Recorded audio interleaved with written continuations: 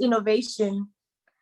Despite the social and political issues the continent faces, there is no doubt that it's on the right track to see an abundant opportunity to grow in the coming years. We need to be part of that growth by coming together as Africans to build a strong continental economy, and it starts with you.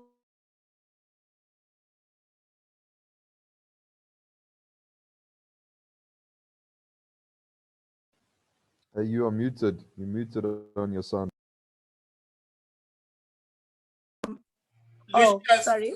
Okay. Let me take this opportunity to welcome Mr. Molobi, our CEO at Brand Africa, Mr. Mabena, Secretary General of the ACMMAA, Mr. Fudge, who is our keynote speaker, and he is the Director of Growth Diagnostic and in collaboration with the Northwest University.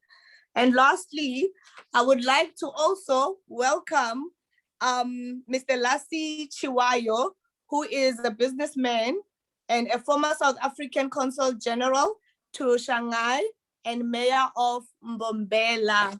So I would like to take this opportunity and introduce myself. I'm Lucia Mabunda.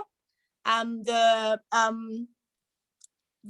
executive of business development at Brand Africa, and today I will be your MC. So welcome to this informative seminar, and I hope that it helps all of us, you know, because I know some of the people will have an opportunity, you know, open for them today. This will be an aha moment for most of us, because I'm sure there's a lot of questions that we've been asking based on the African Continental Free Trade Agreement thereof. So looking at our program today, there are 7 questions that we'll be answering basically to give you more information. And one is the difference that African Continental Free Trade Agreement will make, and which import duties have already been reduced, how long it will take for the African Continental Free Trade Agreement to be implemented, and what is likely to have a longer effect of intra-Africa trade, tariff and non-tariff reductions. What does all this mean to South African industry? You know, looking at, you know, people losing jobs, this can be a great opportunity. What should businesses do during this time? And where are the opportunities right now for the South African exporters? So I would like to take this moment and give it to Mr. Molobi, so that he can give us a warm welcome and opening, and we continue thereof. Thank you.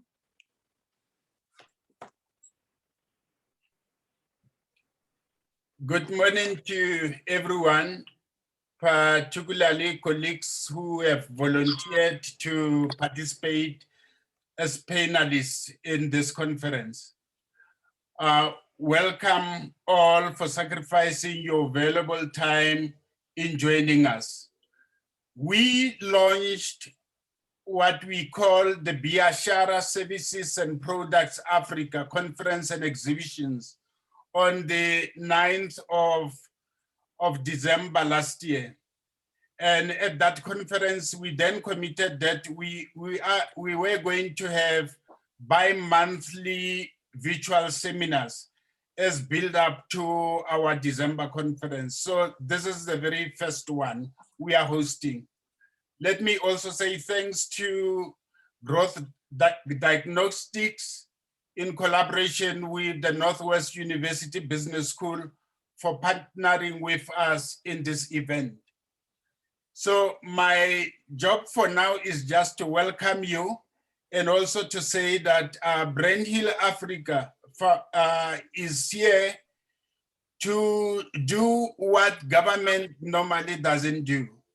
If you look at the amount of investments that come into the country, all the provincial IPAs and also the National Department of Trade and Industry through Trade and Investment South Africa and also through Invest SA are only able to facilitate 10% of all investments that come into the country, whether they are domestic or foreign. Now, 90% of investments that come into the country are mobilized by the private sector. And this is the space that Brent Hill Africa is operating in. We are chasing after the 90% of investments that come into the country. If you look at the president, when he took over in 2018, he gave himself a target of raising 100 billion US dollars worth of investments into the country. He has since hosted 3 South African international investor conferences. And in 2018, they raised the highest of 55 billion in pledges. But last year, he then indicated that he was sitting on 64% of his 100 billion target. But 3 weeks ago, the United Nations Conference on Trade and Development released their annual statistics and then indicated that in actual fact, we have only managed to bring in investments worth 12.5 billion US dollars. They said that in 2018, we only brought in 5.4 billion worth of investment, 5.4 billion in dollars, in US dollars, worth of investments. In 2019, they say we came down to 4.6 billion US dollars. And then last year, because of COVID, we came down to 2.5 billion US dollars worth of investments. This is very worrying for us as Brent Hill because it basically means that we came down by 46%. It's worrying in the sense that even though, yes, the developed countries have lost about 69%, if you look at developing countries, they managed to clinch 72% of all the global FDI that flew across all the countries, which means that South Africa could have done much better. Yes, Sub-Saharan Africa also came down by 12%, but it isn't that bad considering that the developing countries in general did very well. Anyway, thanks to China that managed to increase their investments output by 4%. Now, this poses on us a challenge as South Africans to say, what is it that we can do to ensure that the president, even though is left with only 2 years of this administration, could be able to bring in more investments that will create more jobs for us. The Treasury Minister just indicated that they envisage our economy growing by 3.3%. But I would say it will only develop if all of us who are connected right now to this event could be able to do our best so that we bring in as much investments, both domestic and foreign, as possible. I'm now going to pause. I will work more like your commercial break in case one of the speakers gets stuck because of technology. I'll be able to chip in to tell you more about Brent Hill Africa, but you are all welcome. Over to you, Lucia. Thank you very much. Thank you for the information that you've given us, and it is very valuable. As we're gonna move on with our program, I would like to urge every participant to actually write down their questions as we proceed. At the end of the session, I will have Q&A session where if you need clarity on one of our speakers, or if you've got any question in this regard, then you can ask questions and you will be able to be answered. At this present moment, I would like to welcome Mr. Mabena on the podium to give us their opening remarks. Over to you, sir.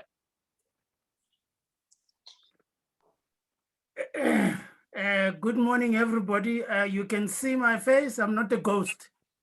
Yes, thank you. I'm going to switch off my my camera, and then I'm going to talk outside the camera. Thank you. Ladies and gentlemen, thank you very much for the opportunity to be invited to this session. Sol has actually set the tone on what Brand Hill Africa is trying to do. I'm going to try to speak in terms of opening remarks very broadly about challenges and opportunities that have been raised by this Africa continental free trade area. So these are just opening remarks, and hopefully after everybody has spoken, the remarks will actually be included, and we will have a fruitful debate on where we are going as South Africans. But me, I'm going to talk very much broadly beyond South Africa about the Africa Continental Free Trade Agreement. So, ladies and gentlemen, having come into effect on the 1st of January 2021, the Africa Continental Free Trade Area, with 29 signatories from different countries, is a landmark moment towards achieving a united and strong African economic market, as advocated by the African Union since 1960. Can you imagine? The deal requires substantial domestic policy and legislation reforms, and promises to increase Africa's production capacity to unlock its continental potential. It is believed that the AfCTA will help Africa to deal with complicated custom duties, difficult trade barriers, and unnecessary very high tariff barriers. The signing of the AfCTA marks a new era in the African economy and creates an opportunity for the African continent to rise up and show the whole world that it is truly a new economic power. Now that the AfCTA agreement has been finally signed, we need to move from dreaming and theorizing about it to practical implementation.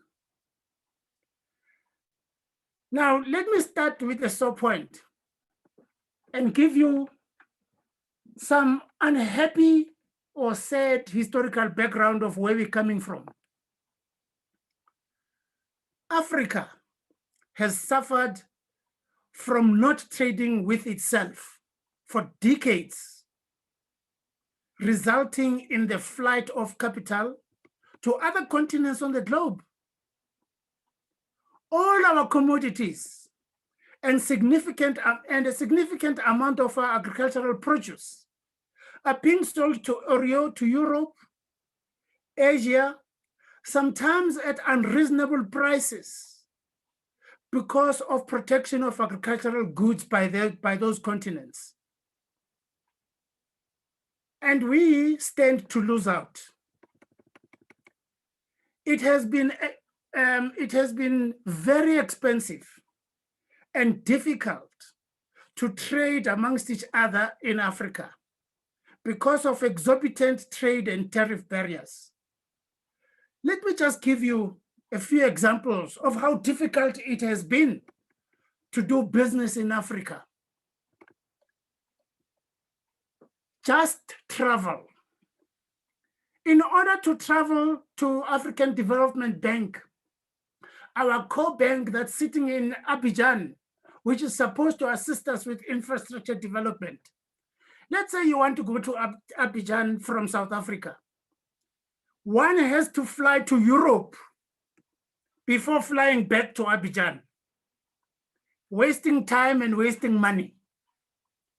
Thanks to the rise of the Ethiopian Airlines, even then, one is forced to fly to Addis Ababa in the east before flying back to the west in Abidjan.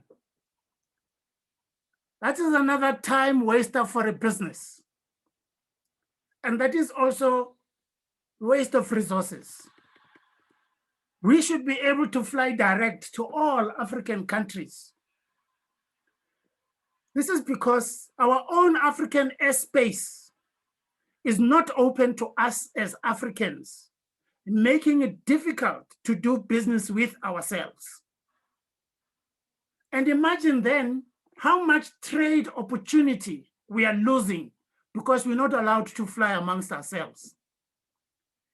In the whole of Europe, one needs one visa called the Schengen to travel to all their countries. Yet in Africa, I need a visa for every country which I will be traveling to.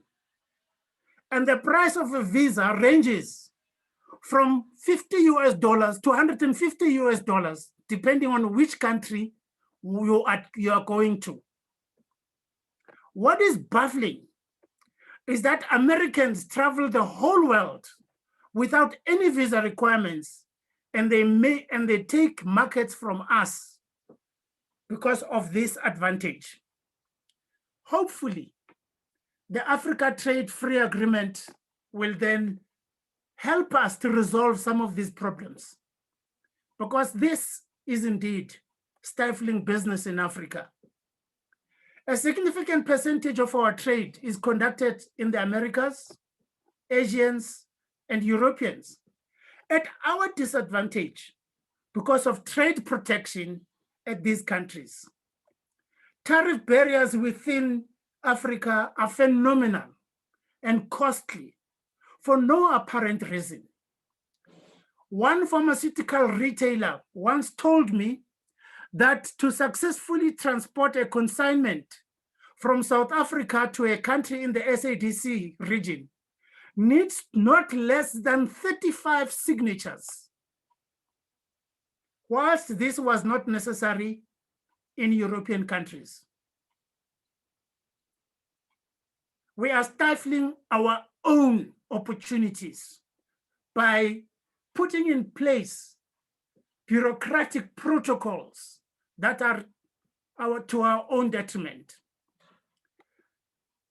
The recent challenges of Brexit have given the Europeans a taste of the frustrations of tariff barriers.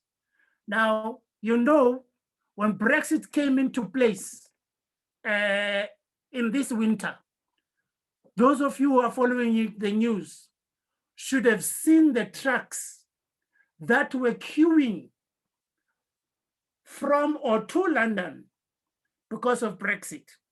And this was caused by Brexit, which has now led to tariff barriers, which was very, very frustrating for them.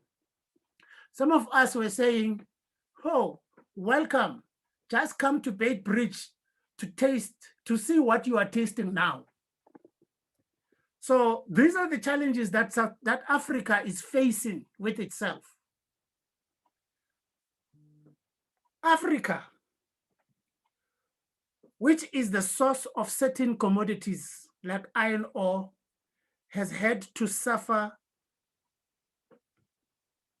the pain of administered prices because of tariff barriers. Just one example, ArcelorMittal, which manufactures steel from iron ore, manufactured in South Africa has to charge steel that is manufactured in South Africa in prices that are determined elsewhere in the world, making it very costly to manufacture goods in South Africa.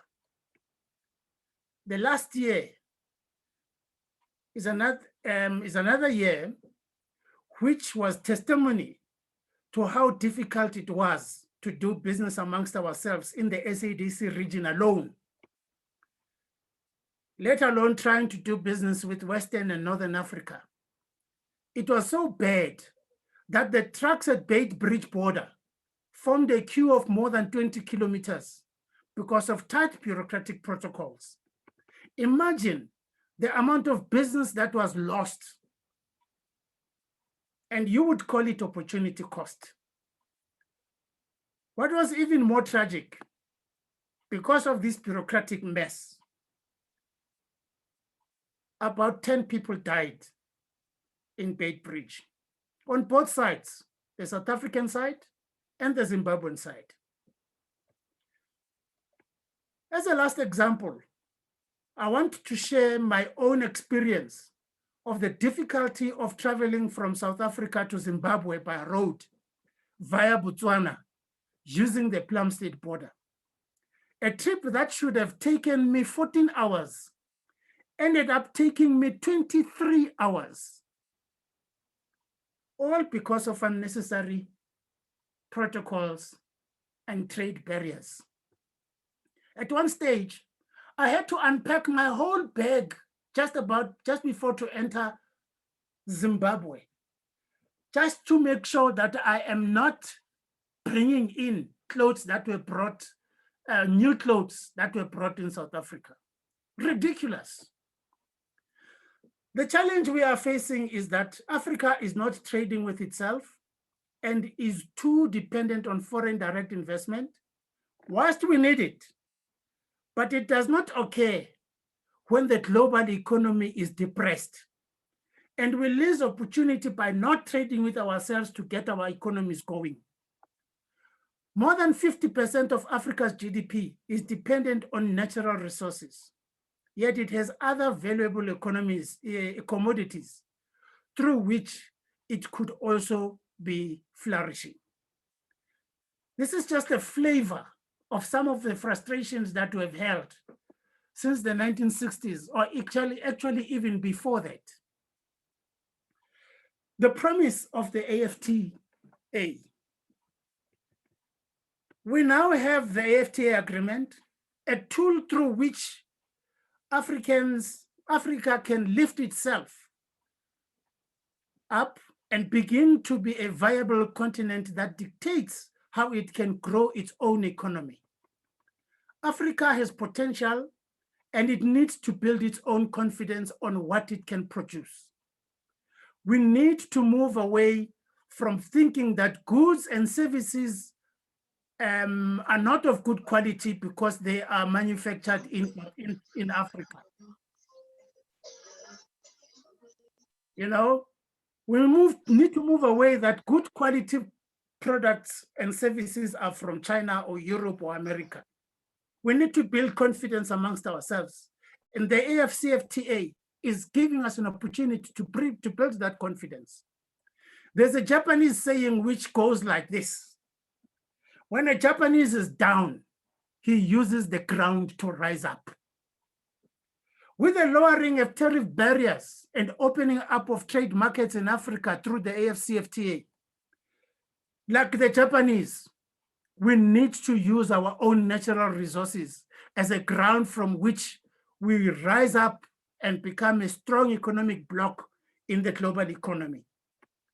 We need to be confident that value addition to our resources results in products that we trade with amongst ourselves because we are free to trade amongst ourselves.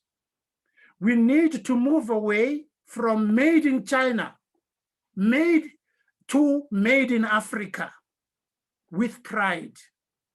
Africa needs to stop saying we are open for business to Europeans, Americans, and Asians, and yet make it difficult to trade with its own neighbors through complicated trade barriers.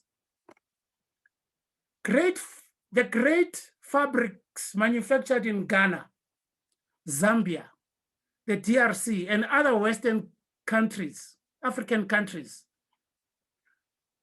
are the ground from which we need to stand and rise as Africans and trade freely amongst ourselves. We need to migrate from the pride of wearing a Cuban shirt to the pride of wearing South African or Senegalese suit. The South African clothing and textile industry was brought to its knees by allowing Chinese clothing to come into Africa. One of the many reasons for this closure was that we were not proud of our manufactured goods, and we have made it difficult to trade. I suppose my time is up. I'm just going to go to the last paragraph.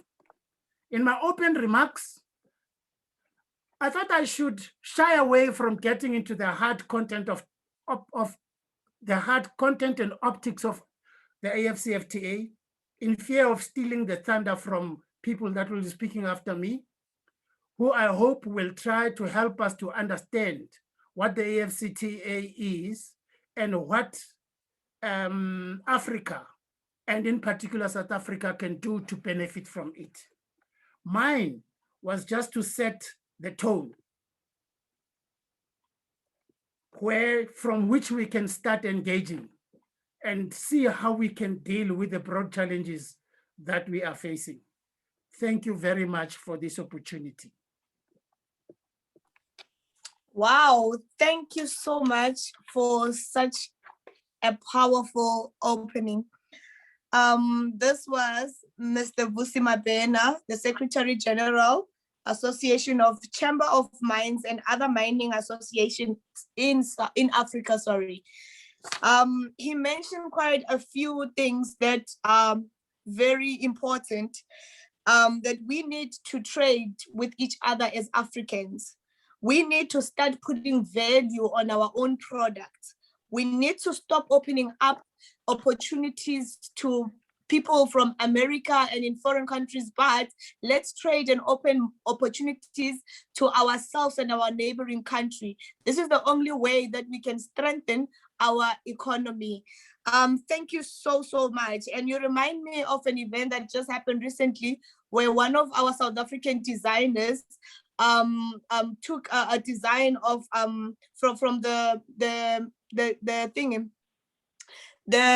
Tonga tradition, and he had a shibelane worth 60,000, and people were busy hammering him, why is it so expensive? But now we go and we buy our Louis Vuitton, our Gucci's, which are somewhat the same price. So we need to move away from thinking that our products are not worthy of the price and start trading amongst each other and support each other as Africans. Thank you so much. At this present moment, I would like to take this opportunity to introduce our keynote speaker, Mrs. Francois Fudge, who is the Director of Growth Diagnostic in collaboration with the Northwest University. Over to you, sir. Thank you very much, Lucia. Can you just give me an indication if you can see my screen? I've just shared it. Yes, I can see your screen, sir, and I think everybody can. Fantastic, thank you. Thank you. Sol, Lucia, and Vusi, thank you very much. It's great to be with you here this afternoon. I have a lot to cover this afternoon on the CFTA, in essence asking the question, what difference will it make? So I'm going to get into it straight away, and then we can do Q&A afterwards. I think one thing that we have to keep in mind is that the CFTA is a very ambitious African Union initiative. And I'm going to spend time with you this afternoon. And please keep in mind that the CFTA is an initiative from the African Union. And you'll see in a couple of slides why this is important in order to keep in the back of your mind. So a very divided world coincided on the 1st of January this year. Why am I saying this? Because on the day that the UK actually formally left the EU via the whole Brexit process, which dragged on for several years, Africa decided to do the exact opposite and decided not to break up, but rather to come together and to become a united Africa. The CFTA has been a long time in the making.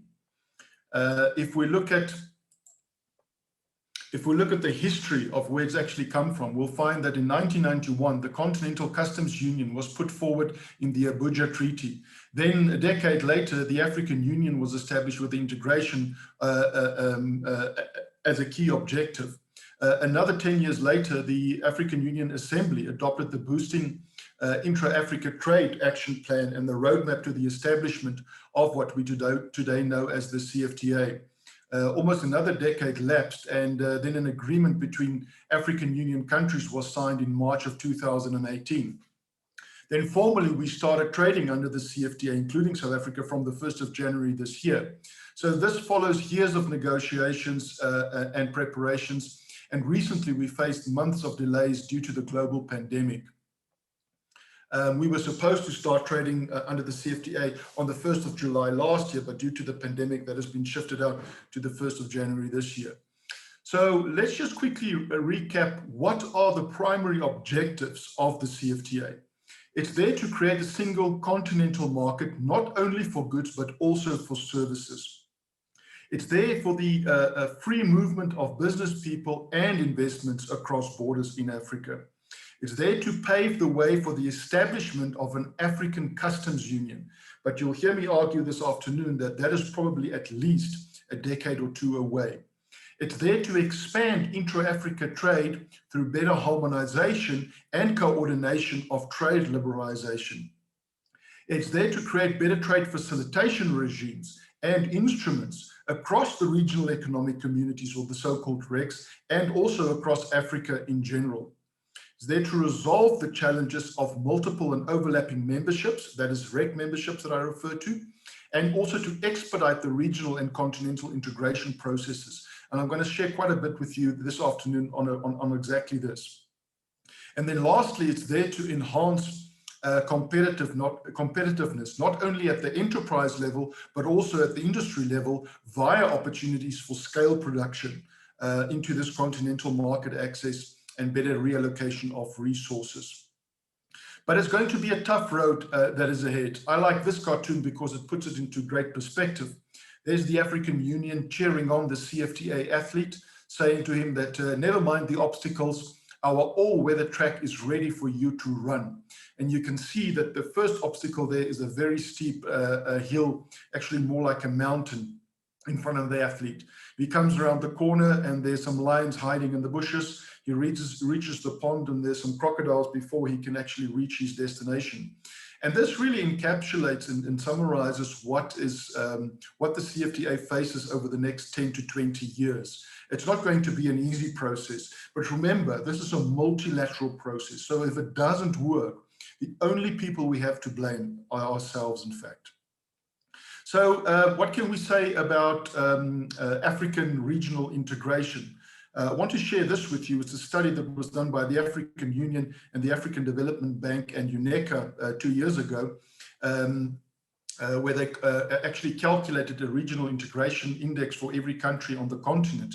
If you read that research report, you'll find on the first page this paragraph, or this phrase rather: if prosperity, social cohesion, and human development are the destination, then regional integration is the path. So it's very clear here from the onset that Africa is on a path of regional integration. This is a great path to be on because it has worked tremendously well in other parts of the world. The challenge here is actually to get it, to implement it, to get it to a level of regional integration where it helps the levels of economic development taking place on the continent. What can we say about Africa's most and least integrated countries? If we look at that study, we'll find that they've calculated that Africa's least integrated country was found to be South Sudan, and Africa's most integrated country was found to be South Africa, in fact. Someone is not on mute. If you can just mute yourself, please. And the study was based on 5 pillars. The first pillar being trade integration, the next one, productive integration, macroeconomic integration, infrastructural integration, and then lastly but not least, the actual free movement of people across borders. Now, we don't have time to go into the details of these calculations this afternoon, but suffice just to mention this and the findings from this research. Very briefly, I think we should keep in the back of our minds that the promise under the CFTA is to make it easier to do business across the continent. But this should be seen as a journey, not as a single event. And we should expect decades to actually run out before we reach full implementation. And we should look at the CFTA as part and parcel of a gradual harmonization of African trade and investment policies to facilitate much greater levels of intra-Africa trade and investment there. The idea here with the CFTA is to create one of the world's largest free trade areas, if you measure it by the number of countries. The potential market, however, if you look at the quantum of the CFTA area, is in excess of 1.2 billion people. The combined GDP is in fact in excess of $3 trillion. So it is a very, very large economic area that we talk about. And it would create business opportunities and jobs across Africa while reducing the cost of some goods in shops and markets. And you'll see in a couple of slides why I refer to only some goods and not all goods. So what can we realistically cover in an afternoon? Well, in an hour, what we can do this afternoon is literally just the tip of the iceberg. The CFTA is very comprehensive. It cuts very, very deep and very wide. So what we can do this afternoon is only really look at the tip of the iceberg. I'm going to do my best in order to give you insights in terms of given our time limitations. So what are the priorities of the agreement? Well, firstly, it's there to broaden Africa's economic and market space. But other priorities are also include to address the supply side constraints on the continent, to address the weak productive capacities that exist on the continent, and also to address, lastly, the infrastructure bottlenecks that actually exist on the continent. But it's more than just a free trade area. It's a platform which can facilitate a process of inclusive structural transformation for the continent. It's there to contribute to Africa's Agenda 2063 vision. And then lastly, it's there to progress Africa towards implementing the very elusive SDGs, or the so-called Sustainable Development Goals. It's not going to be a big bang approach. There are phases of the negotiation that will take place. In phase 1, what will be covered is the trade in goods and also the trade in services. The aspects that need to be addressed for the trade in goods include tariff reductions. We've heard Vusi refer to that, and I'm going to go into more detail in terms of the actual quantum thereof in a couple of slides. Non-tariff barriers. And you'll find that, and you'll hear the message very clearly this afternoon, that the story in Africa and about increased regional integration is not really a tariff story, people. It's really a non-tariff barrier story. And I'm going to share with you the facts and the rationales behind that. Rules of origin, very important, very difficult one to address. Customs cooperation measures, trade remedies, standards, and then technical barriers to trade. And then, as I've mentioned, not only the trade in goods, but also the trade in services as part of phase 1. Then phase 2 casts the net a little bit wider. Now investments start to enter the equation. Competition policy will be addressed, intellectual property rights, and then lastly, the movement of business people across borders on the continent. So what actually happened on the 1st of January this year? Well, to start off with, 44 countries have submitted their plans to reduce their import tariffs. And remember, import tariffs are those taxes on imported goods. And they are now able to trade goods under the new rules. But each country or then regional trade bloc makes their own plans, remember that. And eventually all this information will be hosted on the new Africa Trade Observatory, the so-called new ATO. And I'm going to share with you where you can find that information this afternoon. So under the CFTA, tariffs on 90% of goods will be phased out over a period of 10 years, and then more for the remaining 10%. in order to do the full 100%. But this will be done in stages, and I think realistically speaking, it could take up to at least 2035 or 2040 to come to full completion or implementation. So has the price of goods in the shops actually changed? And the short answer is not yet. For that to happen, taxes on imported goods must first go down. And many countries have officially reduced their taxes, so some goods are eligible for lower tariffs. But these countries are first required to gazette their specific tariff changes. So not all countries that have offered to reduce their import taxes have finalized their customs processes, or then the procedures for presentation, the identification, and the clearance of goods at the border posts. Just to give you an example, easiest thing to explain things via example is that oranges imported from South Africa for sale in a supermarket in Kenya currently attract 25% tariff, according to the African Trade Observatory. So, but if Kenya were to remove this tax and all the required processes are ready, the price of these oranges could fall. And you'll see a little bit later on why I say not will fall, but could fall. So what are the average tariffs imposed on CFTA imports? And I think it is important to ask the question, are African import tariffs really that high? And here's a chart in order to help us understand the answer to that question. This is a chart that has two variables. On the x-axis, there are imports from CFTA members, the percentage of imports, and on the y-axis, there's the average tariff rate on imports from the same countries. Now, you'll see in the bottom right corner, Namibia and Botswana. The average tariff rate on imports from other CFTA members are close to zero. Why? Because they're part of SACU, South African Customs Union. And we know that tariffs are paid for once the goods enter the SACU area, but once they move around within SACU, then they do so free of import duties. But you look at the top left of the chart, you find Cameroon, Ethiopia, Madagascar, and Nigeria. The picture looks rather different for those four countries. They don't import a lot from other CFTA members in terms of the percentage of their total imports, but they do pay a slightly higher tariff on the imports that they get in. Now, if you were to provide or give an opinion as to are those tariffs high or are they not high, I would argue that they're not high at all. And in fact, they're just into double digits. If you in fact looked at the picture of all the countries plotted here on the chart, the average tariff rate is closer to between 5 to 6% for these African countries. And that's not high at all. So the real challenge in Africa is not because it's got very high import tariffs from other African countries. It's really a story about non-tariff related issues.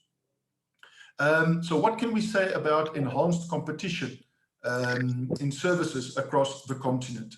Well, I think firstly is that price reductions will be quite modest, we expect, for goods such as foods or then foodstuffs or building materials. But there will be more pressure to reduce services sector prices with the introduction of greater competition, especially in some of the smaller countries. And the prices of services like telecommunications, for instance, business services and finance could decline much more than what the prices of food and building materials, for instance, as an example, would decline by. So why do we talk about these things? We talk about services because the value of services as a percentage of GDP in African countries is quite high. And in order to make this point, here's a chart from the World Bank's World Development Indicators 3 years ago.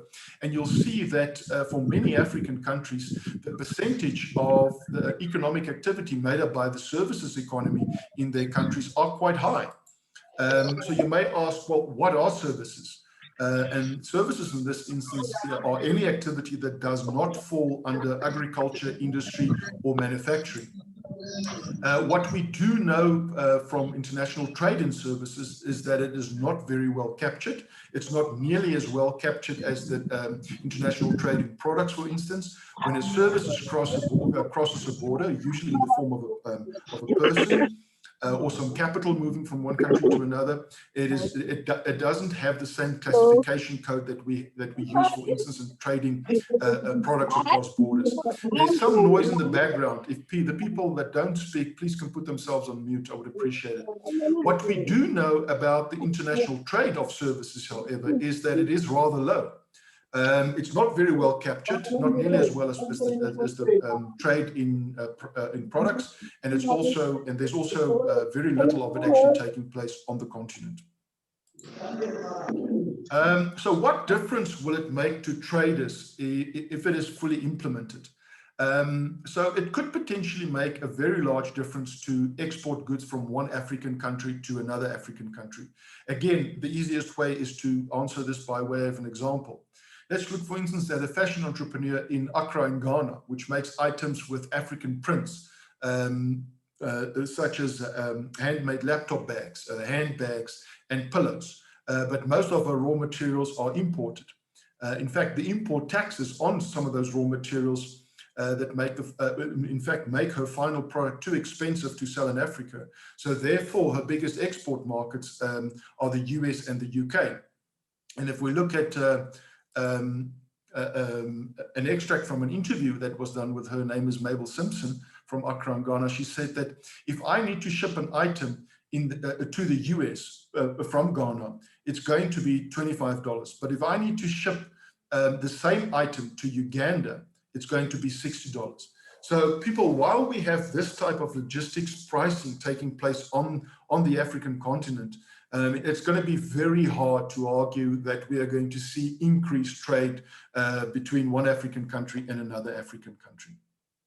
So what about large firms? What can we say about large firms? Because Mabel's is a rather small company.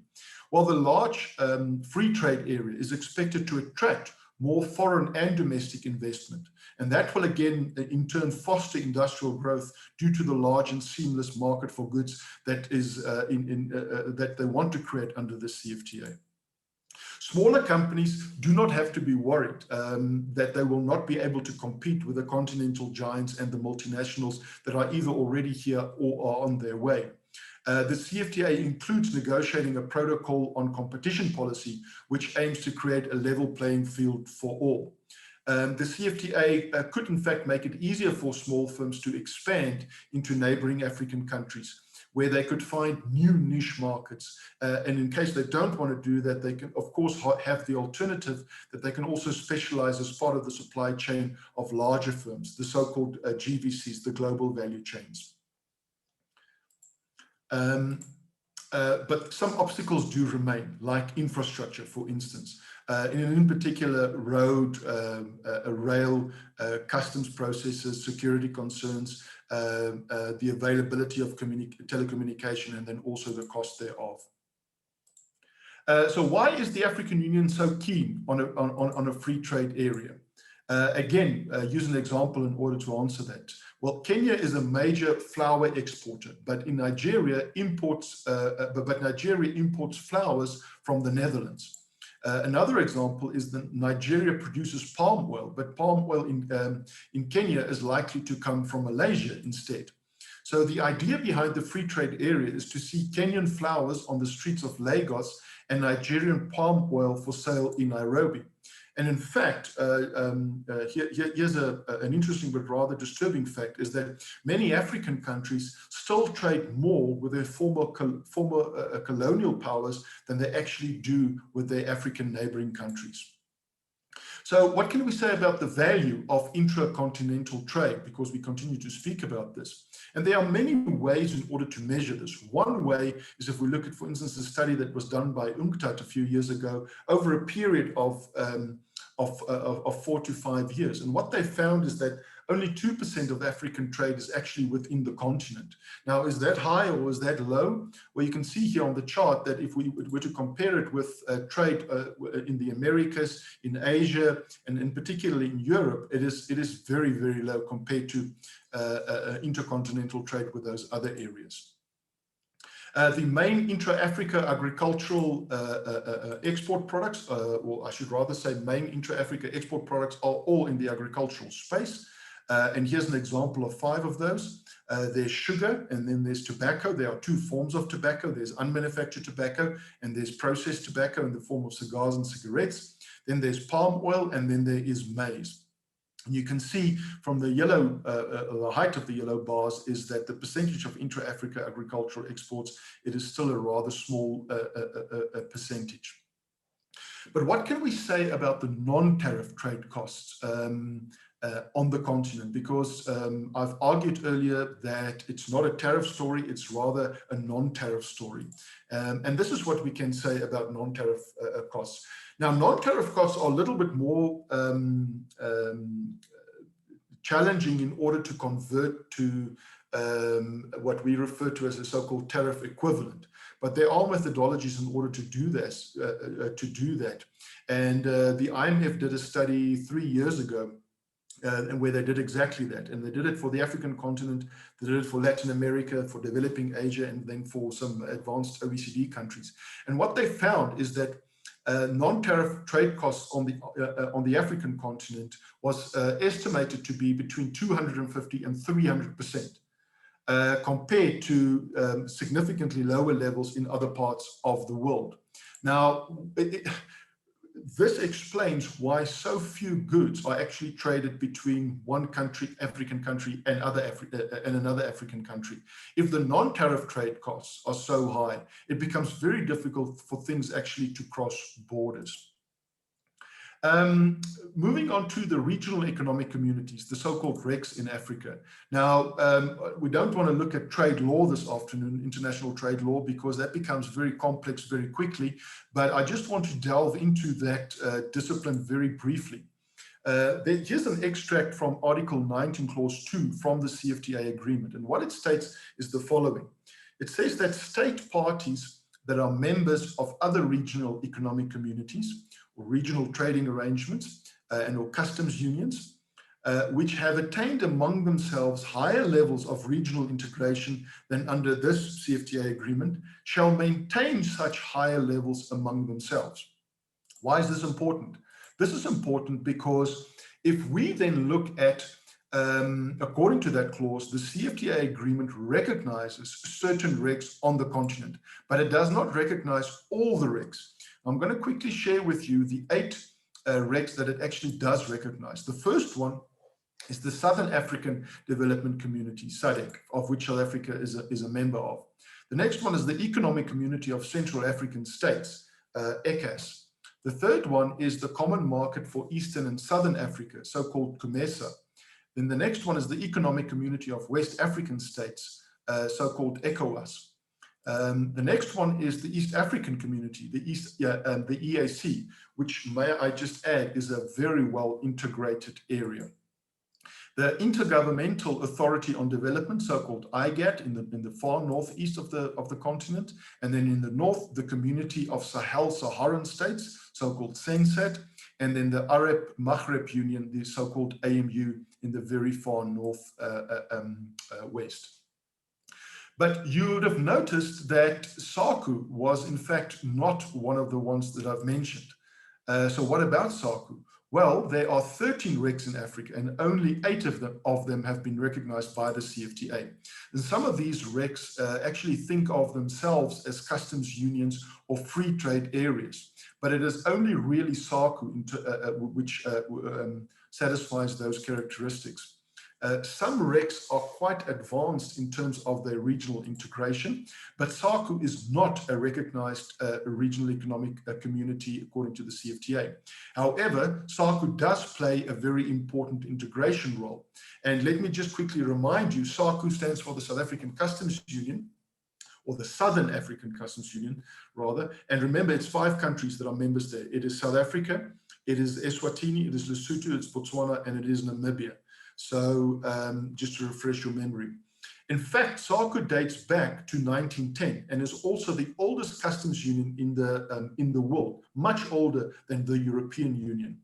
The interesting thing is, however, is that more than 50% of total intra-Africa trade actually takes place within SACU.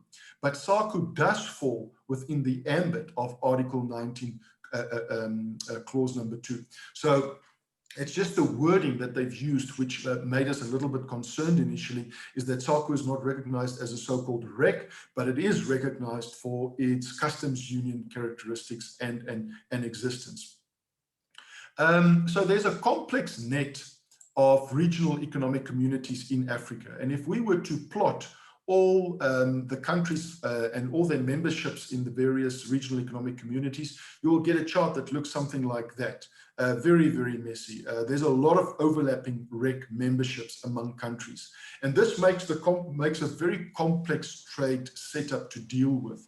The problem is that the border posts of most of these African countries are not nearly as sophisticated as the overlapping REC memberships. And the result is then, in fact, less intra-African trade taking place. There's also been an emergence of legal entities, and we refer to it as a so-called potpourri of legal entities. There are several other regional economic communities in Africa. However, not all are recognized by the CFTA, as I've mentioned. And not all these RECs are, in fact, free trade areas as well. So the RECs are, as a rule, however, international organizations in their own right, and they are therefore endowed with legal personality. But the CFTA has not been created as a new legal person. In addition to being a free trade area, it is also a flagship program of the African Union. Here's that link back to the AU that I've mentioned right in the beginning. And the CFTA Secretariat is a unique legal person, but it remains linked to the structures of the African Union. So the RECs will in fact not disappear when the CFTA is now in force and continues its phases of negotiation. Some RECs accepted obligations going well beyond trade liberalization. To give you an example, SADC members have adopted wide ranges of protocols. In SADC, for instance, we talk about matters relating to energy, to transport, to regional water, to the environment, to political cooperation, and the like. And these activities have a legal basis, so-called separate protocols, going well beyond the aims that have been covered by Article 19, Clause 2 of the CFTA agreement. And the interesting thing is, and a very important thing to remember with the CFTA, is that the RECs will presumably not disappear when the CFTA objectives are achieved. Now one has to ask yourself, we already have a complex setup. Now we're bringing on a new agreement. We are not allowing the existing ones to dissolve or to disappear. We already have a complex setup, and we're bringing in another one. So it creates food for thought, people, as to whether this one will be successful. The new institutions of the CFTA that have emerged, a couple of words regarding that. The functions of the new CFTA institutions will include political oversight and political direction, as well as technical guidance and assistance. And this will be a very new challenge for the structures of the African Union, because it's now moving into the world of international trade regulation and also ensuring compliance with multilateral trade rules. And just to put you in the loop is that some of the 55 African Union members today still do not belong to the WTO.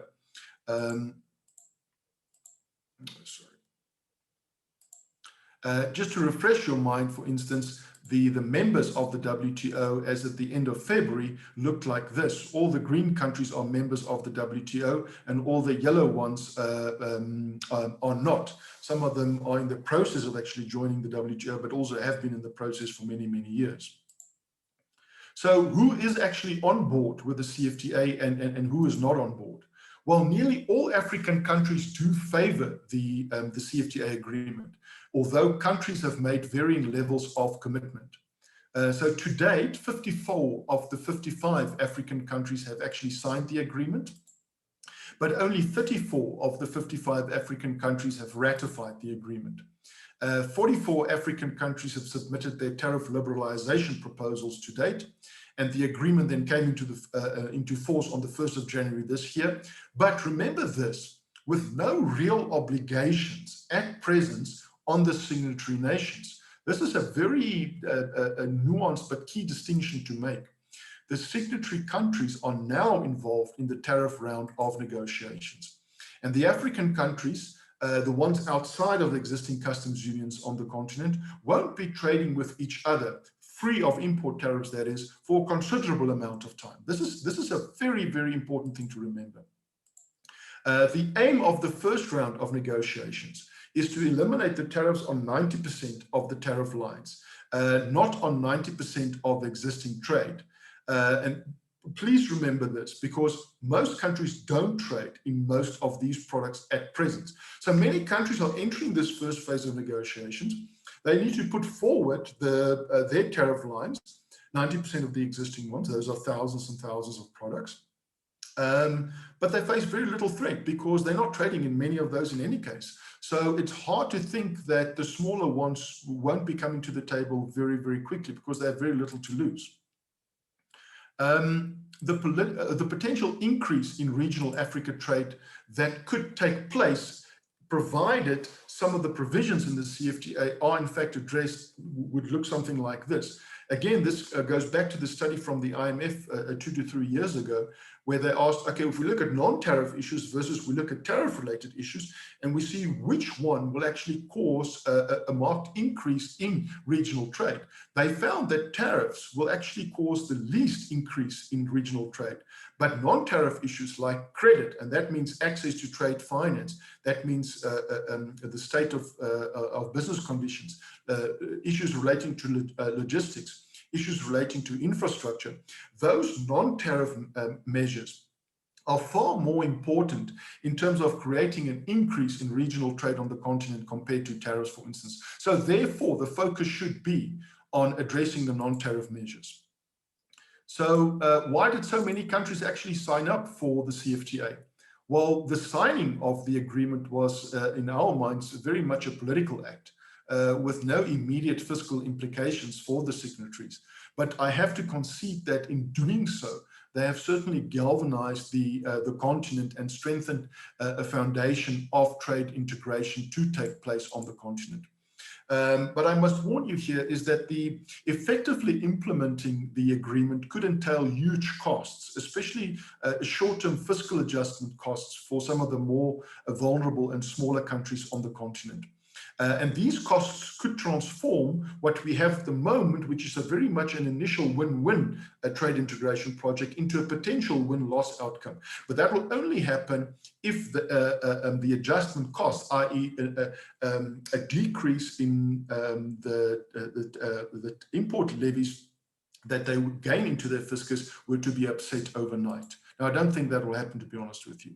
But just to provide some perspective this afternoon, if you've been following the mainstream media, you will know that the mainstream media has completely overhyped the anticipated effect, especially for SMMEs, of the CFTA. You know, a normal thing in international trade agreements is that politicians have also talked it up, of course. This is not unique to the CFTA. This happens in most parts of the world. It happened to a very large extent in the early 90s with Bill Clinton, when they wanted to create NAFTA, the North American Free Trade Area, between Canada, the US, and Mexico back then. It happened last year with RCEP in Asia, which is one of the largest new free trade areas in the world, of which China is part of, but of which India is actually not part of. So very difficult with trade agreements to measure whether they are successful or not, because it's a long time that needs to elapse. And then the measurements that you can actually monitor is sometimes very hard to come up with clear answers as to is this good for the country or is this not good for a country, because it's rather complex. So if the past is a prologue to the CFTA, I would argue that the outlook is significantly less rosy than what the mainstream media have led us to believe up until now. The problem is that most SMMEs don't have, don't read academic publications, don't have international trade advisors, and they are being led to believe that, you know, Africa is going to become a wonderful place to do business in very, very quickly. It cannot be further from the truth. So just very quickly on the rules of origin, what we don't want to happen is for Africa to become the so-called Chinese takeaway. Now, what do I mean by that? Well, firstly is that the proper rules of origin talks are very important for all the countries on the continent. The fear, however, is that China may take advantage of this new free trade area, the CFTA. And the difficult aspect is, of course, is to monitor given the lack of sophistication at many borders. And what I mean by this, to give you an example, is the following. We don't want trade in Africa to become so easy among its member states that one country then imports a lot of things from China, does not do a lot of value add to that product, and then simply distributes it into the rest of Africa. That's what we don't want. What we do want is countries do import stuff from China, but they are intermediary goods. They add additional value via factories and employment of local people. And then the final product coming out of that factory is then exported and distributed into Africa, especially since the rules of or the conditions of doing business and moving things across borders have become significantly less onerous. That's what we want, but we must watch out that we don't actually get the former taking place. So what are the new institutions that have been created by the CFTA? To give you an indication, these are the new institutions. Now, we don't have time to talk about all of them this afternoon. I just want to mention one in particular, and this is the Dispute Settlement Body. The reason I want to mention this is because this replicates, with some adaptations as a qualifier there, the WTO dispute settlement system to a very large extent. And the big change here versus what Africa has had up until now versus what we have from the 1st of January this year is that only state parties will be able to bring applications against other state parties. So it's only a place where one African government can sue another African government. Private party litigation is not possible here. So if a company says that its products that it's exported to some other country in Africa have been subject to higher import duties or non-tariff barriers of whatever kind, that company cannot go to the dispute settlement body. It have to go via its government in order to face another company via its government again. So this is a very, very different world of settling trade disputes. The African Trade Observatory, you can go to ato.africa. That is the website address for the new African Trade Observatory. If you go there, you'll find a homepage that looks something like this. This is, it's still in beta form. It has great functionality. This functionality was provided by the ITC, a sister organization of the WTO, the International Trade Center, and it was done by, from a sponsorship of the European Union. I think it was about 52 million euros in order to develop the functionality, and it's now available free of charge to anybody in the world, and then obviously also anybody in Africa. I would highly recommend that you go to this website, that you play around with it. It is remarkably useful and insightful for SMEs as well, in particular. You can also go to africancfta.org. That is the official home or website of the CFTA. It's not a good website. It's not a particularly useful one, and I can't really recommend it, but I can recommend the ATO. So why will it take a long time for the CFTA to become successful? And I'm going to share with you the 3 to 4 reasons this afternoon as to why we think it will take a long time.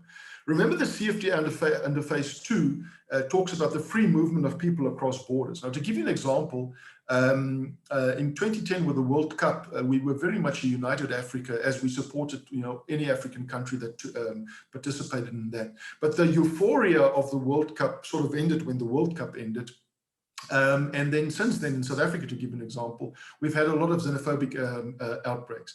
Now, given this type of feeling to the free movement of people across borders, I think it's going to be rather challenging to say that, or to think that all of a sudden, maybe 5 or 10 years from now, people are going to move from one country to another country in a very, very seamless way. The other one we think will make things a little bit more challenging to deal with is that in the trade negotiations, we are not all equal partners. There are some very small economies on the continent. There's some very large economies compared to the smaller ones. So when you have a large player and a small player sitting around a table trying to reach a deal, it is rather challenging. Another reason why we think it may take a long time is because the focus of African governments are in a very different place. And where is that focus? At the moment, the focus is, given the global pandemic, is just on restoring some kind of economic stability. And here is an illustration, a map of the world that illustrates the number of countries that have received IMF assistance and debt service relief. And you'll see that there are more. Well, first of all, it's mostly concentrated in Africa. Second of all, there are more countries in Africa that have received IMF assistance compared to countries that have not received IMF assistance. So governments are simply focused on other things at the moment. Now, the last reason I want to share with you that we think it will take a long time is because of very, very difficult economic circumstances in many, many countries, including our own. I like to use this cartoon because in order to bring or in order to articulate the message of it is difficult to reform in challenging economic conditions. Sometimes you need extremely challenging economic conditions to actually bring about change. And I think, South Africa is facing one of those realms as well. But here is Ramaphosa sitting behind the glass and saying, don't worry, it's only a technical recession, pass that message on. Well, the people are not really interested in the fact of whether it's technical or whether it's non-technical. If there are people that are in need of assistance, that have no jobs, that have no money and that are hungry, what they are interested in is more economic opportunities for them to and to lift themselves out of poverty. So having said that, I want to conclude this afternoon by then answering the questions about, well, where are the export opportunities and what can businesses then actually do, having said all of these things about the CFTA. The first one is that many people forget that in international trade, the world has become a very small place very, very quickly. But people forget that the two largest economies in the world, the US and China, at the moment still have a trade war going on between the two of them. This is a bilateral war. It's between China and the US, and it was started by the US, by Donald Trump. Now, why do I mention this? I mention this because there are thousands of product tariff lines where South African exporters are more competitive today, combined with a weaker currency, than an exporter for instance, from China into the US. So South African exporters have a couple of things working in their favor at the moment. It's a weak currency. It's the fact that Chinese imports all of a sudden have high tariffs on them going into the US, which is not the case on South African exports going into the US. But the same is also true for South African exporters wanting to target the Chinese market compared to US exporters of the same product. And that is because there are bilateral tariffs between the US and China.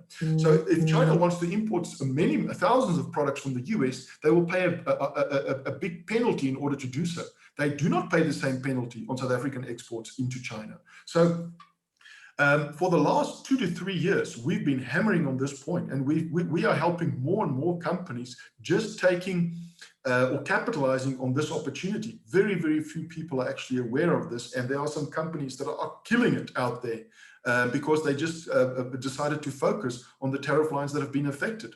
And from South Africa, those tariff lines are not being affected going into the US and going into China. So tremendous opportunity. From a business strategy point of view, what sort of advice can we provide? Well, we think that so-called what we refer to as astute business strategies, which certainly include, now that the CFTA process has started, would include monitoring the tariff schedules and the negotiations as part of, that are taking place under the CFTA. And because South Africa has already received some submissions for tariff liberalization from, I think, 3 or 4 African countries. They are small players, but the submissions are coming in. And also to keep an eye on rapid global trade changes that are being driven by the pandemic drivers.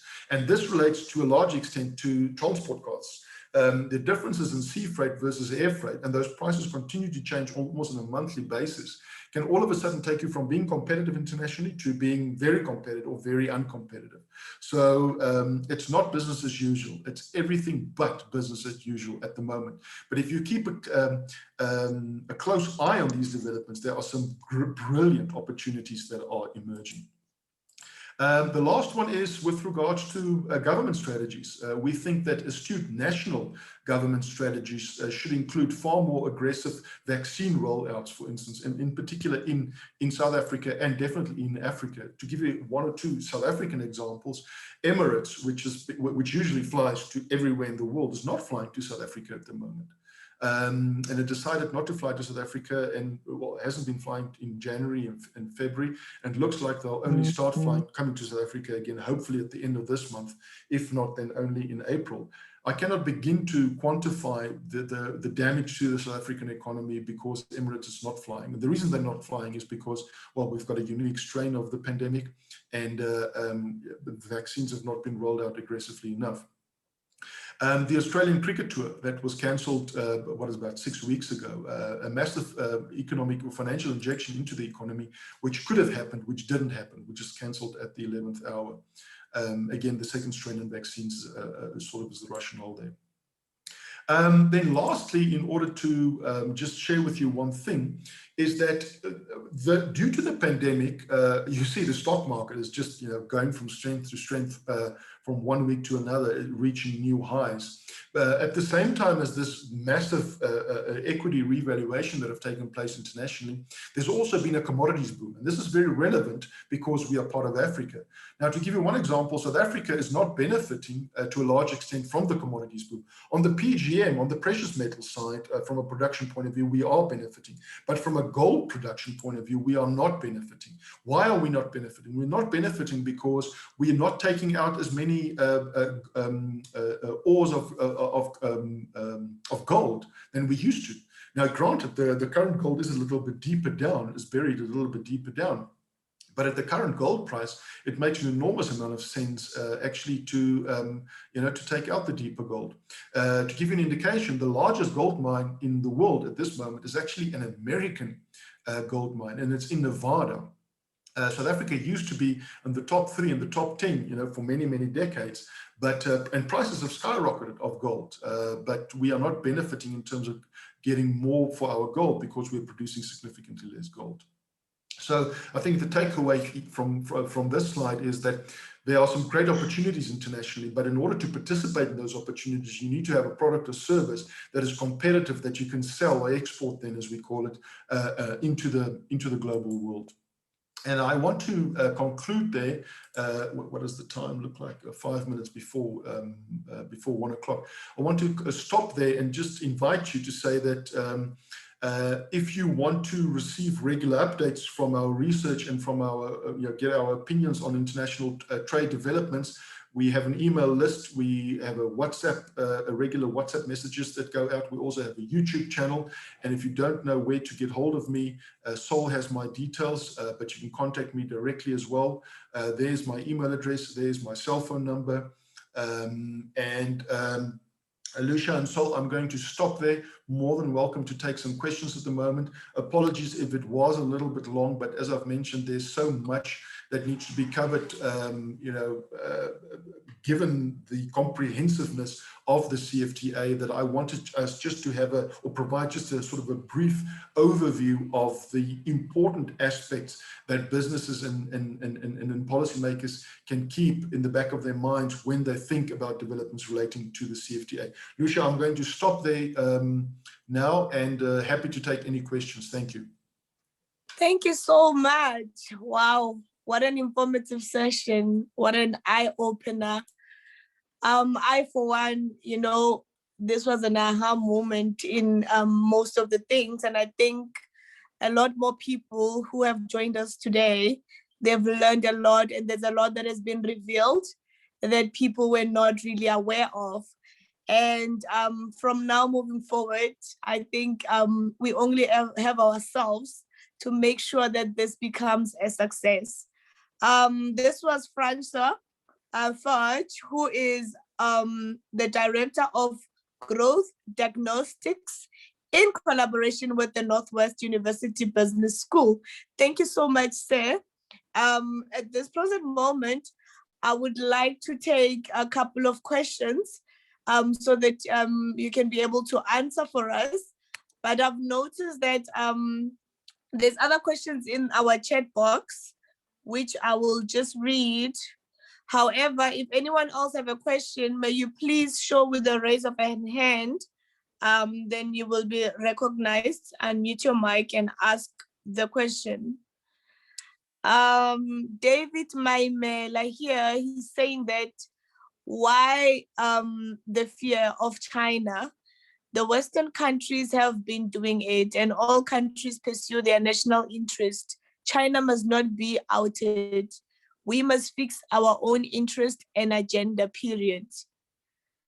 I think that is more of a comment.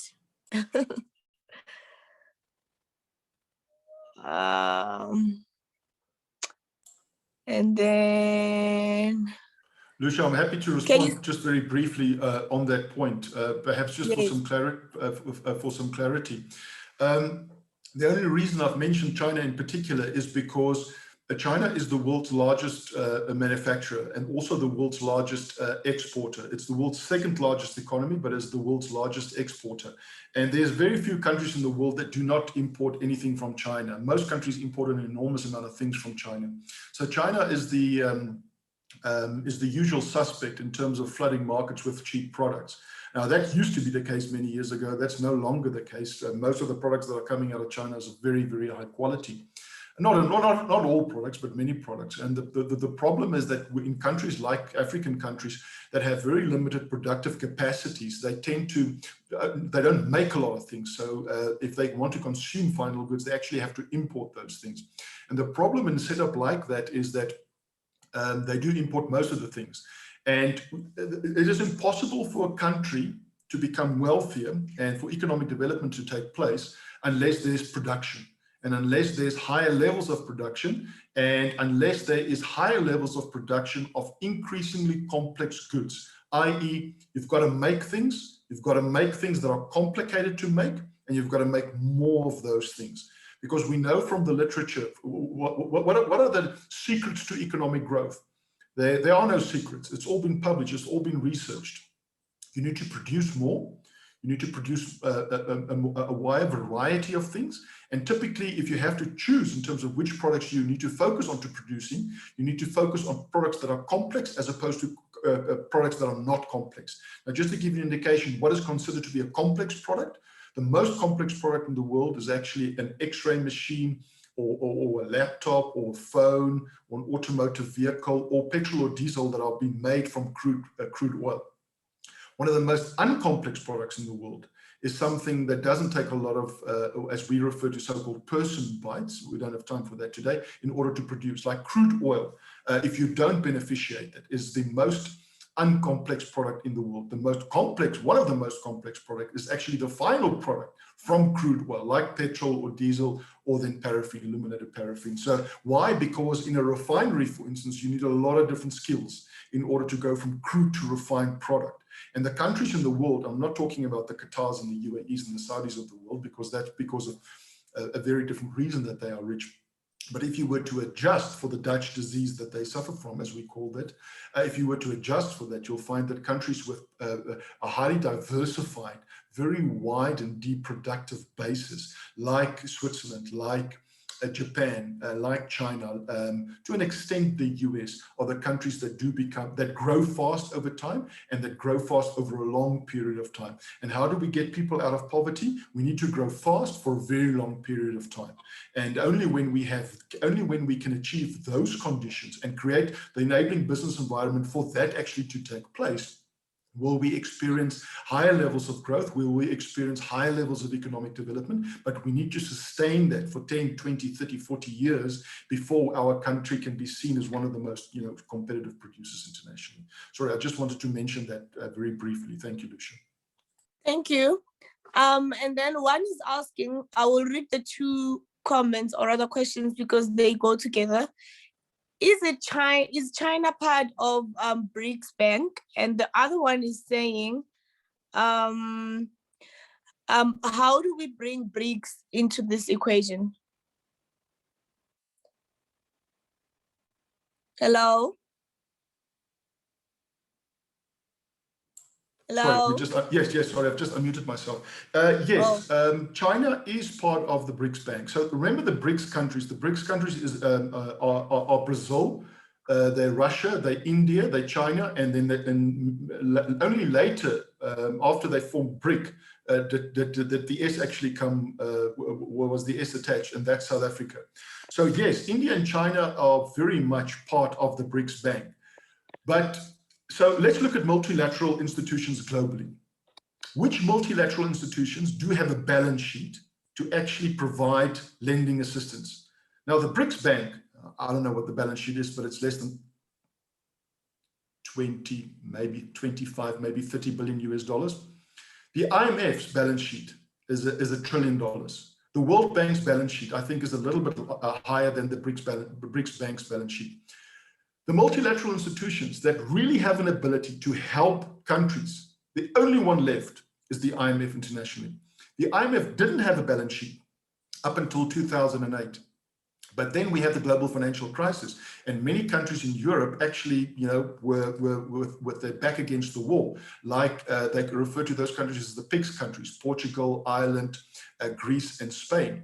And that's back then that the IMF received a massive injection for their balance sheet to grow. So the only multilateral institutions that are actually left today with sufficient firing sufficient firing power in order to really help countries get out of a bind is the IMF.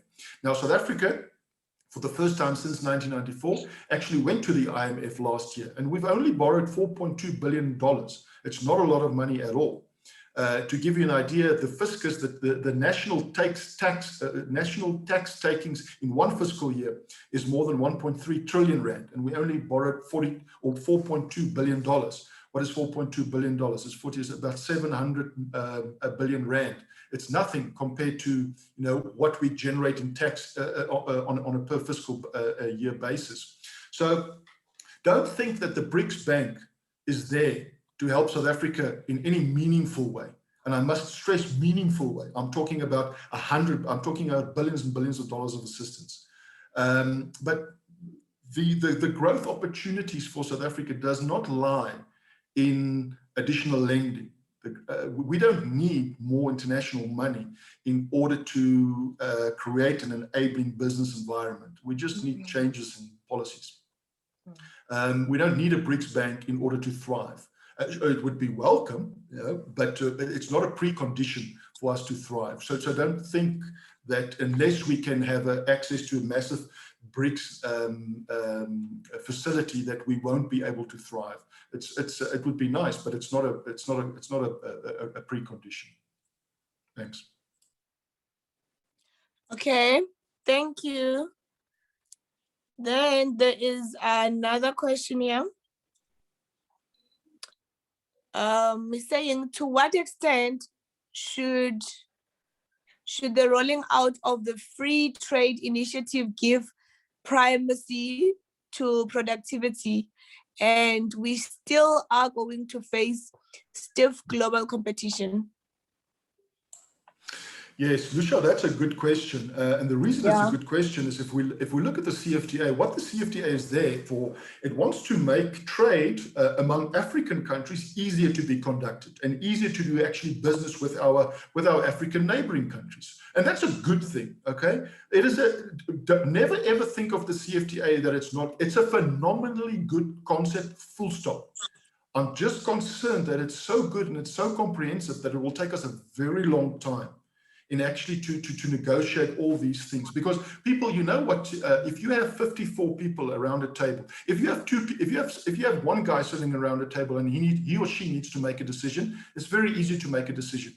When you've got two people around the table, talk a little bit. When you've got three people, you need to talk more. Now, when you have 54 representatives and committees from various countries sitting around a table in order to make decisions, it's more difficult to make decisions. There are more moving parts. But let's just say that the CFTA is a great success 10 years from now, and we've removed most tariff barriers and most non-tariff related barriers among most African countries. What will then be the case? What kind of world will we live in then? Well, we will then live in a world where it's much easier to trade across borders. But that also means a lot of things. That means that only companies and people that are internationally competitive and productive from a skills perspective will be able to survive. Because if it's easier to trade across borders, well, guess what? It's not only then easier for you to export stuff to other countries, it's also easier and cheaper and faster for you to import things, and not only goods, but services as well. So if you are in a services business and you deliver a service and your service is not at a very competitive level, then you need to up your game to become competitive. And listen, people, with all honesty, we work with this on a daily basis. It's not the hardest thing in the world to do to become internationally competitive. It can be learned. It can be taught. It's just a couple of skills. The skills take time in order to acquire, but it's not, I mean, really, you know, if the Americans can be competitive, if the Europeans can be competitive, if the Chinese can be competitive, the Japanese, trust me, we can be competitive and even, you know, outperform them. But you have to be competitive. When the rules of of trading across borders become easier, many industries will feel that as if they are less protected, which is the right thing to do. Because I can guarantee you, in a world where there's easier and freer trade, prices do come down. The benefits of international trade, when it actually occurs, is that there's more variety for consumers and the prices are generally much lower. If you have tight tariffs and non-tariff barriers, and you've got local industry and they employ people, and they say, but you need to raise the import taxes for our product, otherwise we will not be able to afford to employ these people. There are many industries like that in many parts of the world, but all that they do is you're protecting a company that is not internationally competitive. And your biggest defense against, or to grow wealth, your biggest defense against poverty, for instance, and the strive for wealth is become internationally competitive in a services industry. If I have to choose between a services or product industry, I choose services hands down every day of the week, for the simple reason is there's so much scope internationally. And it's so much easier to pivot from one industry to another if you don't find joy in one particular one. So Lucia, I saw your note there. I'm going to stop there. Thank you very much, and it's a good thing that you point that out, Lucia. Thank you, because otherwise I'll ramble on for way too long. Lucia, Sol, thank you very much for the opportunity. I hope it has added some value to you, and I really appreciate it. Thank you so much. I can see that you're passionate about what you're talking about, and you're just going on and on and on. Thank you so much. I'm just gonna say this. Can we please write the name and surnames, the name of the companies, what your company does, your contact details, and where are you from in the chat book? I mean, in the chat box, I see that some have already started to introduce themselves and their companies. And this is for networking and for synergies, because there is an opportunity to actually to have synergies in this forum, because I can see that we've got quite a number of people, over 80 people in this forum. So we can help each other, we can trade with each other, and we can start this now in the small groups that we have today. So please introduce yourself, your company, and please also indicate where are you from so that we know where you're coming from. And then if you have a website, your contact details, please do share that as well. After so much information, thank you so much, Mr. Fudge. And I would like to take this moment now to call upon Mr. Lassie Chiwayo just to sum it up for us and give us closing remarks of this wonderful seminar that we had, as the people are busy updating and introducing themselves. And if you've got more questions, care to put it in the chat box. I can go back again after our closing remarks, just to sum up everything, and so that we can be clarified and be able to go out there and implement what we've learned today and get ourselves ready. Thank you so much. Over to you, Mr. Lassie Chiwayo, who is the businessman, the former South African Consul General to Shanghai, and the mayor of Mbombela. Over to you, sir. Thank you so much. I'm struggling to, hello? Hello. Hello. Can you hear me? I can hear you. Can you hear me? Yes, we can clearly hear you, sir. May you Oh, kindly perfect. Yeah, I'm trying to zoom into the video, but I just speak because it's difficult now to get through here. Something No just problem. disturbed my video connection. No But problem, thank you sir. so much. What an amazing, empowering, enlightening, inspirational, I would say opportunity. And thanks so much to Sol for inviting us to be part of this. Thank you, Ambassador Sol, and all those who participated. I obviously, come at the tail end where one would have wished to say a word or two, but at this point, what we can really encourage is for us to create something like this to be more continuous so that it is not just an isolated single event, but it can actually connect one topic to the other. I would imagine that what becomes important, having really been advised and enlightened on the importance of, the need for South Africa, to start taking serious the idea of realizing the AU Vision 2063, especially around promotion of intra and inter-Africa trade, the strengthening of regional cooperation, but also most importantly, looking at what needs to be done at the level of, on one hand, improving infrastructure that can facilitate linkages across all of Africa, especially from a transportation point of view, because you can't even dream of any improved Africa-wide economic cooperation without improving linkages that ensure easy of access of markets, and especially the improvement of routes, be it on road, sea, air, and most important,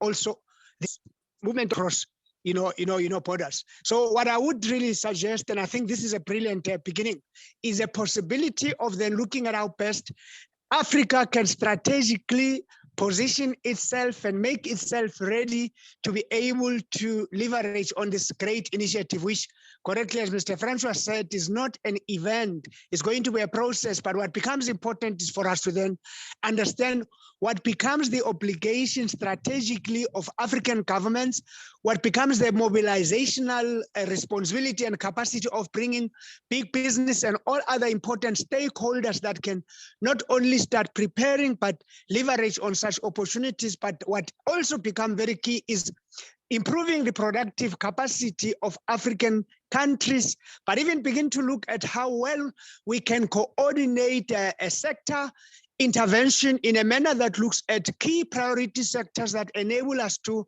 identify what become priority commodities that imposes obligation on our prioritization of what we must produce, that speaks to, on one hand, the demand in terms of circulation of what is responding to our local demand, but also most importantly, that which can improve global penetration in terms of export of our own, our own goods and services. But we cannot also look at improvement outside, not just, as I said, improving the productive capacity, the infrastructure that creates facilities and productive assets that can enable us to become global players, but it is also about improvement of the service environment for us to be able to be internationally competitive, because we can't be, at the lowest ebb, of human civilization and hope to propel Africa into, global market environment that is reaching sophisticated levels where we currently talking about the fourth industrial revolution and artificial intelligence. And I think one of the critical challenges then becomes the role of African governments, but in relation to how far we all migrate more and more towards ensuring the realization of not just countries' improvement in terms of their economic development trajectory, but the economic strengthening of the economic blocks and most importantly, the collaboration, cooperation from those economic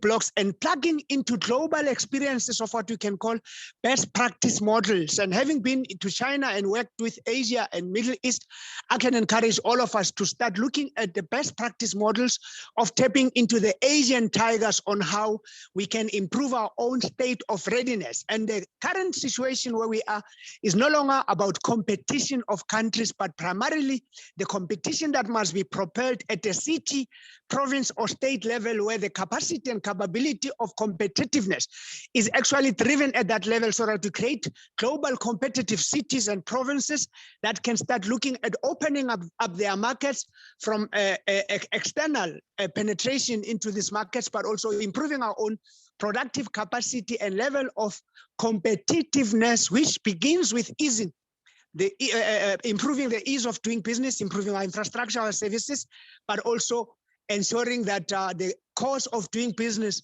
is of a nature that enables us to, spend more in what I can call productive economy than, spend more in, which is a problem in Africa, funding the administration that are so bloated that end up not enabling us to create what I can call a seat that make us become very important players in the global market environment. I would say, I think maybe the best suggestion would be to then look at what can be the role of African governments and all important stakeholders that can propel us to that level of international competitiveness, because clearly in a situation where we're now talking about the global village, we no longer should look at ourselves as isolated entities.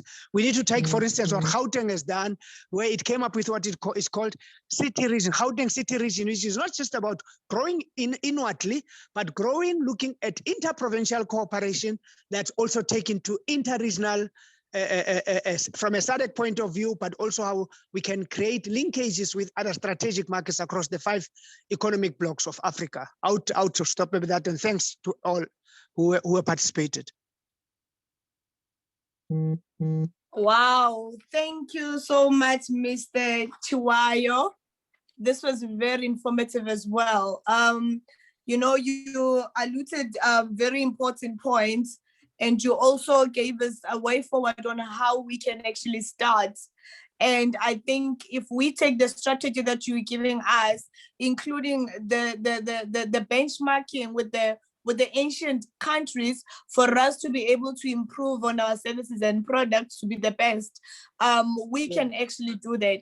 And I think even working within ourselves, creating linkages within our regions, starting from where we are with what we have, then if each province can do the same and each country can do the same in the provinces, then we can easily intertwine and work together, as the countries, because we know that we've got those groups that are working on those particular strategies in the particular countries. Now it's easy to us now to work together and to emerge, so that it's easy to do business with each other. So I think what you just said now, it's very informative and it is doable. So it's up to us, the people who have attended this wonderful seminar today, to look within yourself and look within your region, look within your community, to see who and how you can start, to make a difference, making sure that you are actually ready for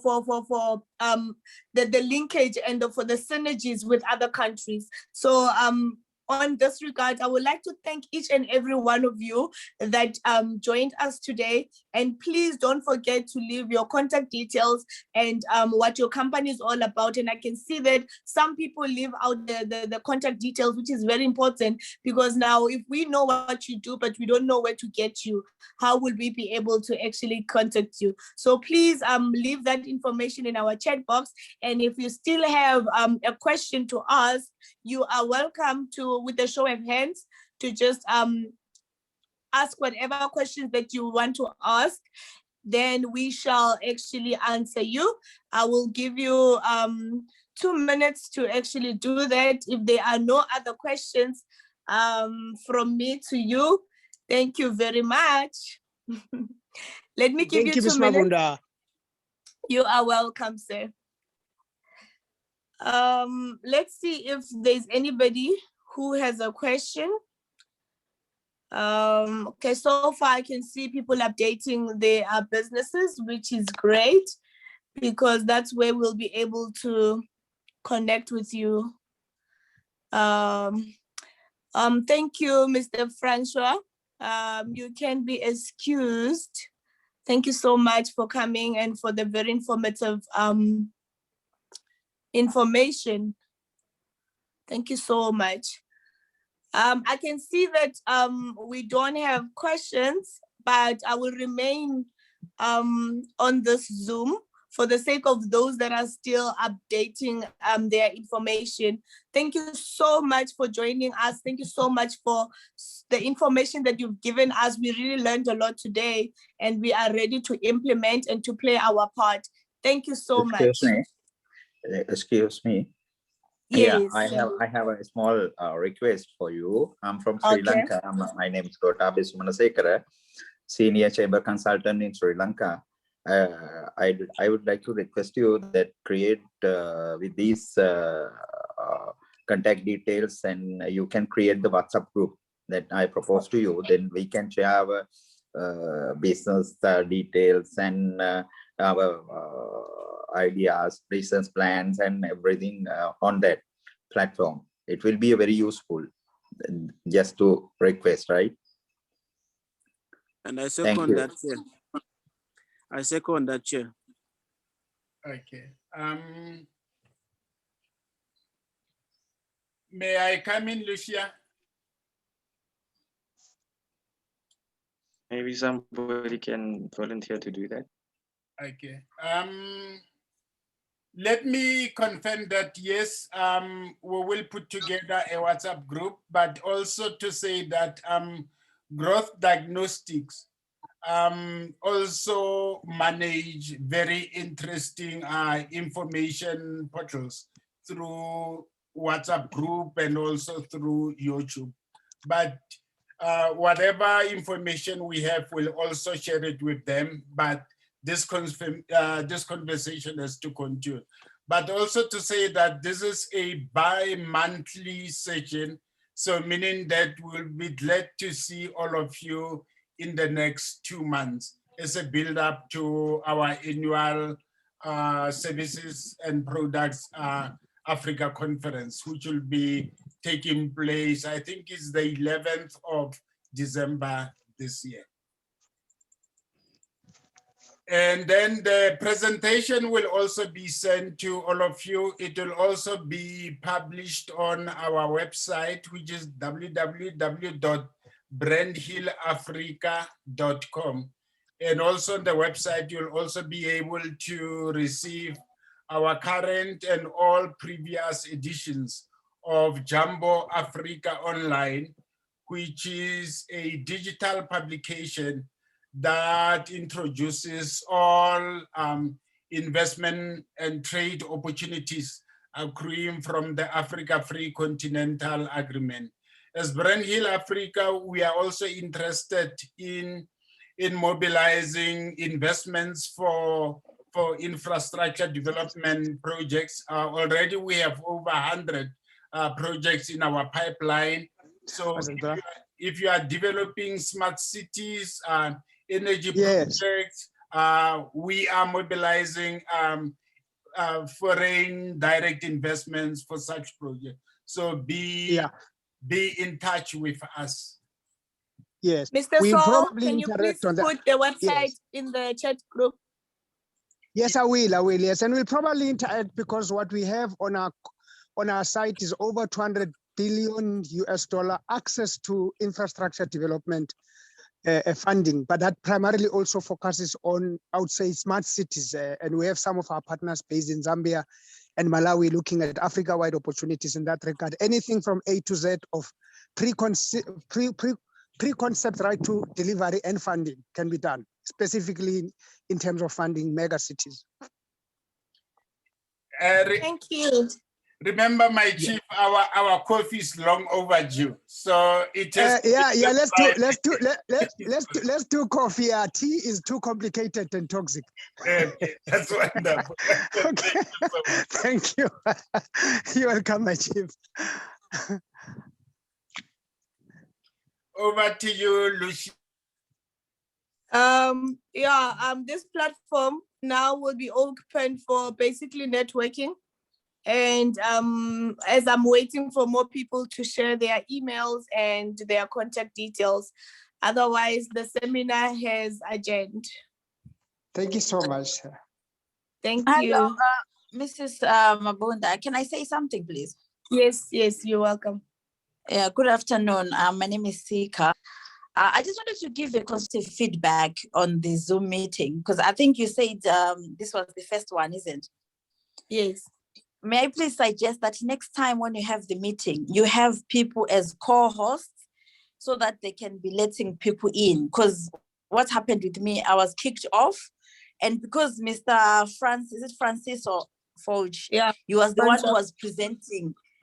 Yeah, he was presenting and he was the host. So he couldn't see that there were people who were trying to come in because obviously he was presenting. So it meant that I couldn't come in again because there was no one to let people in. So maybe if we have a few people as co-hosts, that will make life easy, because they will be looking at people who want to come in, because network problems and all other things can happen. So that would be really useful next time, please. Thank you so much, Mrs. Ndlovu. Okay, it's your hand that was up. Yeah. Okay, you can put it down. We'll do that. We've tried to do it, but it just became complicated. Okay. Yeah.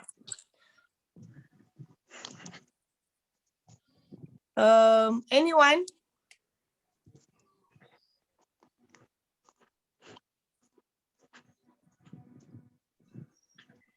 Mr. Saul?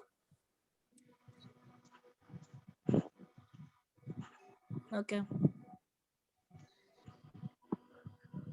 I think he wants to share something.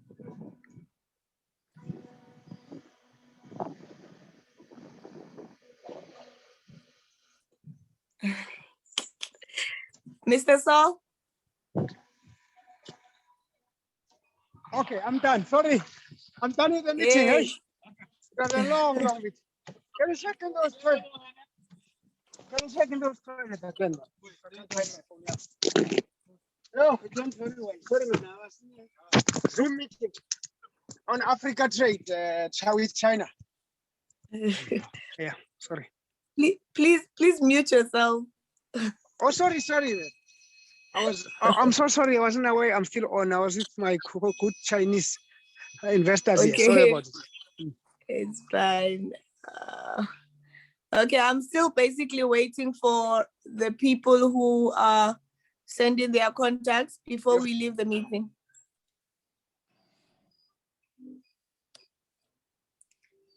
Okay, Ngobile, we will share the video, but you can also get it on Facebook.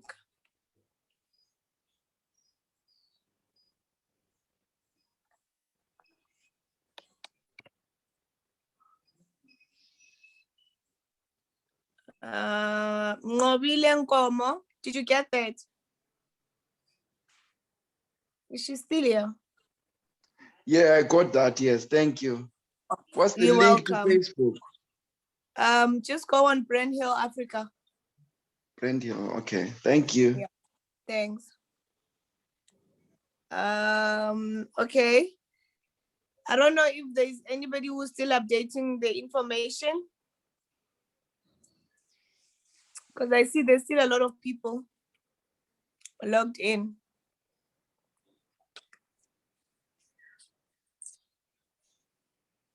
Okay.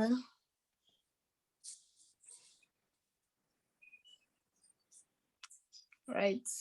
I'll just leave it on until everyone, if you are done, you can leave.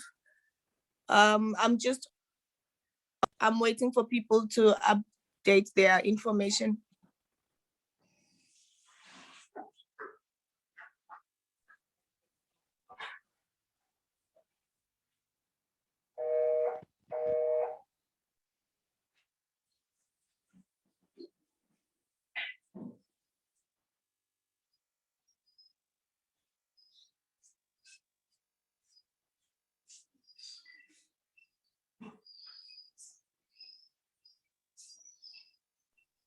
And to everyone who joined us on Facebook Live, thank you so much. Thank you, thank you. And please join us next time as well. We really appreciate your attendance.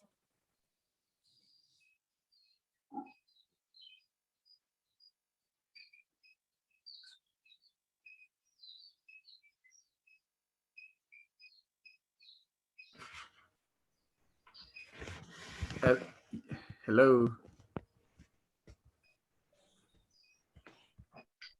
Hello. Hello. Yes, just confirm how we can get the presentation which was shared here. Please send us your email.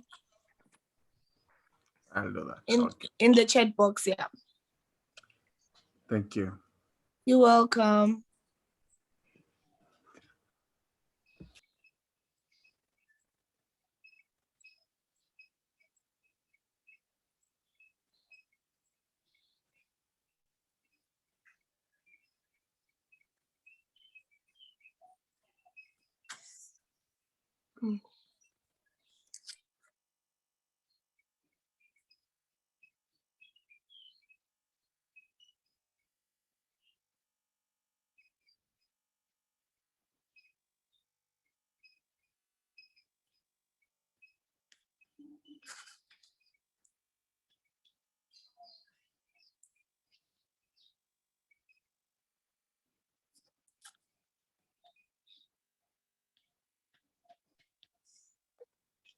Mrs. Mabunda. Hello. Hello. Hello. Mrs. Mabunda. I think people are leaving now. Yes. Hello. Oh, hello, Mrs. Mabunda. I was wondering, Hello. I see there's hello, how are you, ma'am? I'm good, in yourself. I'm good, thank you. That was a beautiful presentation, guys. And I would like to inquire about the group that you guys have just opened. Do you guys perhaps have a link for it so that we can join it for WhatsApp? WhatsApp. Sure. Can you please send us your details in the chat box? Then we're gonna add everybody there. I have, I believe. Yeah, then you will be. My number is there. My email address is there. Is it already being created? Maybe I think Braswell is busy with that now. Oh, okay, okay. Let me just confirm. Are you busy with that, Braswell? The Brand Hill one will be created in the next hour, but in the meantime, I'll also share all your contact details with Northwest University Business School so that you could be included in their platforms where they share information about the Africa Continental Free Trade Agreement. So okay. currently you are not wonderful. busy creating anything. Yeah, all right. But okay, thank you so much.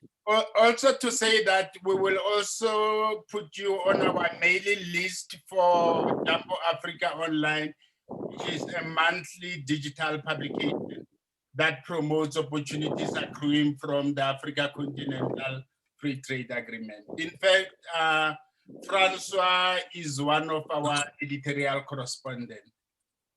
Okay, okay. No, thank you so much. I really appreciate it. You're welcome. Have a wonderful day. You too.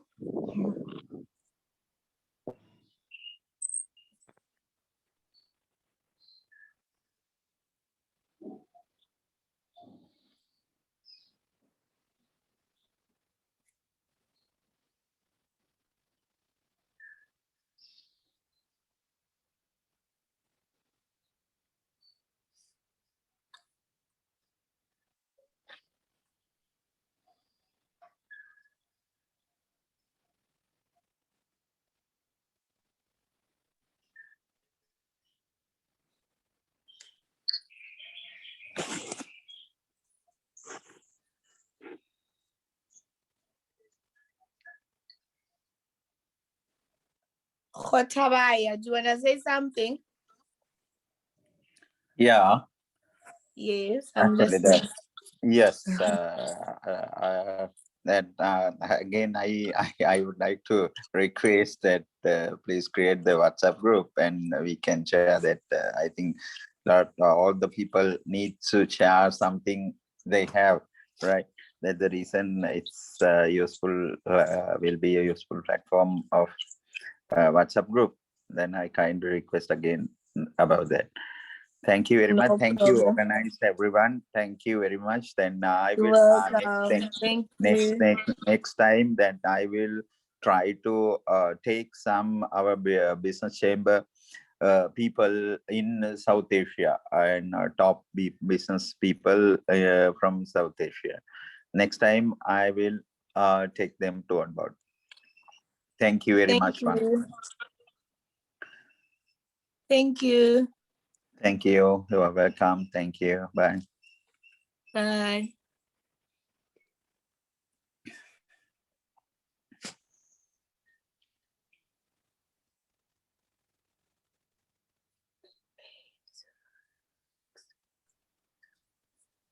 So I take it I can end the meeting. Thank you so much, Lucia. We'll talk offline. Thank you. Did you get all the contacts? Yes, I've got them all. All right. Coolio. Thank you. Bye.